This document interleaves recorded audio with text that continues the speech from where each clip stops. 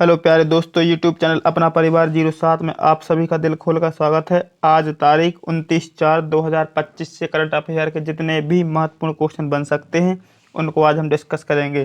तो इसलिए आप वीडियो को लास्ट तक जरूर देखिएगा। तो चलिए शुरुआत करते हैं हमारे पहले क्वेश्चन से। देखिए दिया है विश्व बैंक की भारत गरीबी और समानता।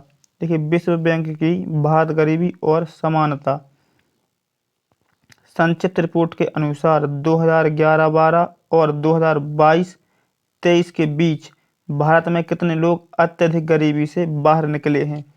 तो इस क्वेश्चन के ऑप्शन होंगे 150 मिलियन, 171 मिलियन, 200 मिलियन या 180 मिलियन। तो इस क्वेश्चन का जो सही जवाब होगा हमारा होगा ऑप्शन नंबर बी 171 मिलियन। तो देखिए विश्व बैंक की भारत गरीबी और समानता संक्षिप्त रिपोर्ट के अनुसार 2011-12 और 2022-23 के बीच 171 मिलियन अत्यधिक गरीबी से लोग बाहर निकले हैं। तो चलिए इसके बारे में देखते हैं कि विश्व बैंक की रिपोर्ट में 2011 से 2023 के बीच भारत में अत्यधिक गरीबी में कमी पर प्रकाश डाला गया है। विश्व बैंक की भारत गरीबी और समानता संक्षिप्त रिपोर्ट के अनुसार 2011-12 और 2022-23 के बीच में भारत 71 मिलियन लोग अत्यधिक गरीबी से बाहर निकाले हैं या भारत में निकले हैं। ठीक है, इस अवधि के दौरान प्रतिदिन $2.15 से कम पर रहने वाले लोगों जिससे अत्यधिक गरीबी कहा जाता है का अनुपात 16.2% से घटकर 2.3% हो गया है। तो चलिए इसी के साथ चलते हैं हमारे अगले क्वेश्चन पर। देखिए दिया है 2025 में ऑडियो विजुअल और मनोरंजन शिखर सम्मेलन जिसको हम वेब्स कहते हैं की मेजबानी कौन सा शहर करेगा। तो इस क्वेश्चन के ऑप्शन हैं नई दिल्ली या बेंगलुरु या मुंबई या हैदराबाद। तो इस क्वेश्चन का जो सही जवाब होगा ऑप्शन नंबर सी मुंबई। तो चलिए इसके बारे में देखते हैं। देखिए कहानी कहने की विरासत और नवाचार को प्रदर्शित करने के लिए भारत द्वारा वेब्स 2025 में भारत मंडपम लॉन्च किया जाएगा। भारत मंडप लॉन्च किया जाएगा। ठीक है, तो भारत वेब्स 2025 में भारत मंडप का अनावरण करेगा जो कि विश्व ऑडियो विजुअल और मनोरंजन शिखर सम्मेलन है जो 1 मई से 4 मई 2025 को मुंबई में आयोजित किया जाएगा। तो कहाँ किया जाएगा? मुंबई में। ठीक है, कहाँ से कब तक? 1 मई से 4 मई तक 2025। तो चलिए इसी के साथ चलते हमारे अगले क्वेश्चन पर। पश्चिमी कमान के पूर्व general officer commanding in chief और सेना के उप प्रमुख का नाम बताइए जिनका 27 अप्रैल को 78 वर्ष की आयु में निधन हो गया है। तो इस क्वेश्चन के ऑप्शन होंगे lieutenant general S Pattabhiraman, general Bipin Rawat, general BK Singh, lieutenant general Manoj Pande. तो इस क्वेश्चन का जो सही जवाब होगा option number A lieutenant general S Pattabhiraman. तो देखिए इनके बारे में हम देखते हैं। दिया है पूर्व उप सेना प्रमुख लेफ्टिनेंट जनरल एस पट्टाभिरमन का निधन हो गया है 27 अप्रैल को। पश्चिमी कमान के पूर्व general officer commanding in chief जो बाद में उप सेना प्रमुख बने लेफ्टिनेंट जनरल एस पट्टाभिरमन का 78 वर्ष की आयु में निधन हो गया है।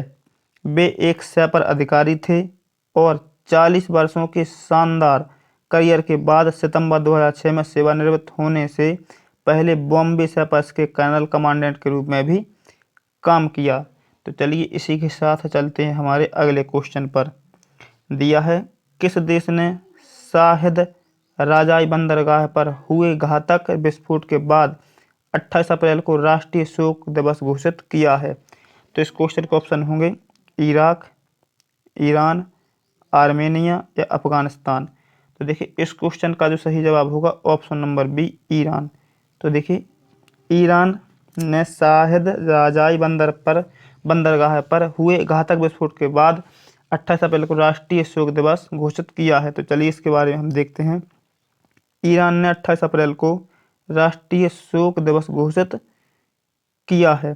यह शाहिद राजाई बंदरगाह पर हुए एक घातक विस्फोट के बाद हुआ है। तो देखिए विस्फोट 27 अप्रैल को हुआ था।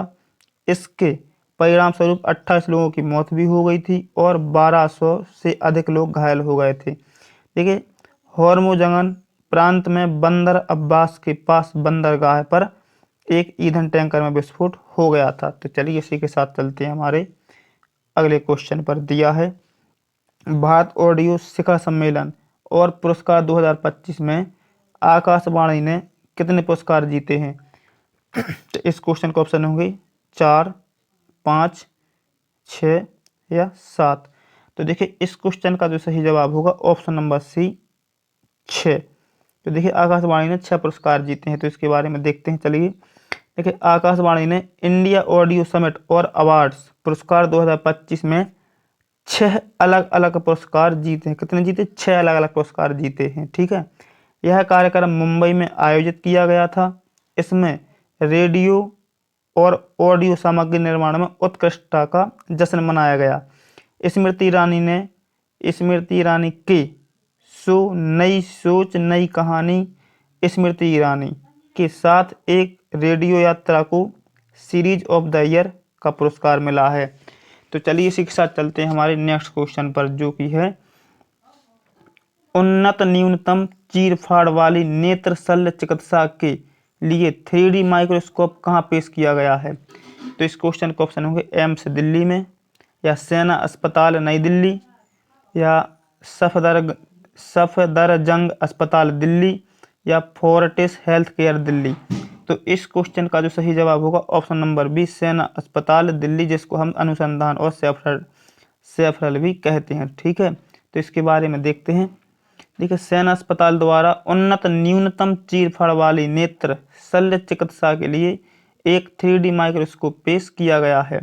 Army hospital research and referral नई दिल्ली में नेत्र विज्ञान विभाग द्वारा न्यूनतम चीरफाड़ वाली ग्लूकोमा शल्य चिकित्सा MIGS के लिए एक 3D माइक्रोस्कोप पेश किया गया है, जो भारतीय नेत्र विज्ञान में एक महत्वपूर्ण मील का पत्थर है। तो चलिए इसी के साथ चलते हैं हमारे अगले क्वेश्चन पर। दिया है कोलकाता जूट हाउस में नवनिर्मित जूट वेलर्स एसोसिएशन हॉल का उद्घाटन किसने किया है? तो इस क्वेश्चन का ऑप्शन हो गए नरेंद्र मोदी, अमित शाह, पीयूष गोयल या गिरिराज सिंह। तो इस क्वेश्चन का जो सही जवाब होगा option number D Giriraj Singh. तो चलिए इनके बारे में देखते हैं।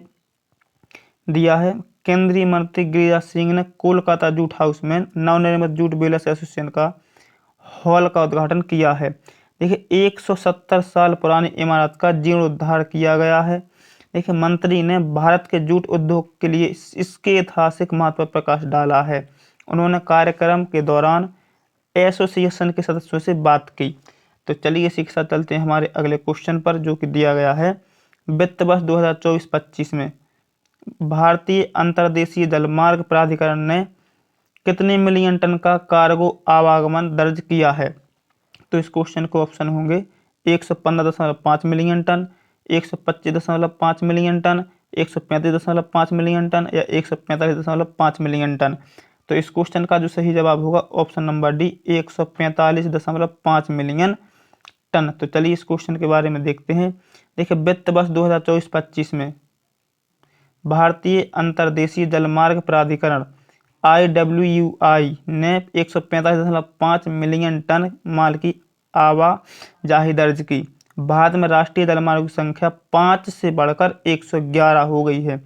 इन जलमार्गों की कुल परिचालन लंबाई 2716 किलोमीटर से बढ़कर 4894 किलोमीटर हो गई है। ठीक है, तो चलिए इसी के साथ चलते हैं हमारे अगले क्वेश्चन पर और आज की लास्ट क्वेश्चन पर। तो देखिए दिया है निम्न में से किस देश के प्रतिनिधिमंडल और अमेरिकी व्यापार प्रतिनिधि ने वार्ता जारी रखने पर सहमति व्यक्त की है?